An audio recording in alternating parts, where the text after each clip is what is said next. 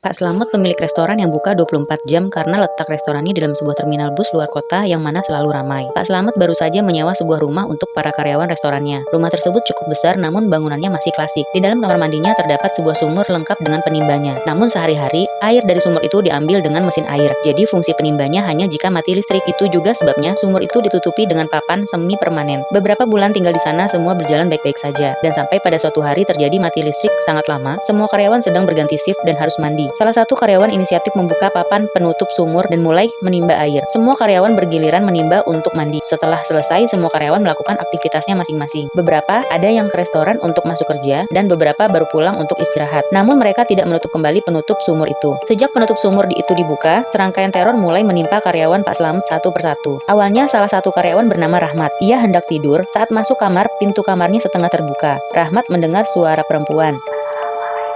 Dengan nada lirih sedikit berbisik, waktu sudah menunjukkan pukul 11 malam. Rahmat tadinya mengira itu suara salah satu karyawan perempuan. Saat Rahmat membuka pintu depan, dia tidak menemukan siapa-siapa. Lalu Rahmat kembali masuk kamar dengan pintu masih sedikit terbuka. Saat Rahmat berbaring hendak tidur, ia melihat seorang wanita berambut panjang namun rambut dan seluruh badannya basah. Wanita itu berjalan bolak-balik sebanyak 3 kali, membuat Rahmat penasaran. Lalu Rahmat bangun dan memeriksa siapa wanita itu. Rahmat yang keluar kamar kaget karena lantai lorong kamar menuju dapur sudah basah dan becek. Dengan nada kesal, Rahmat mengomel. Siapa sih main air malam-malam begini? Kemudian terdengar suara menggema dari sumur.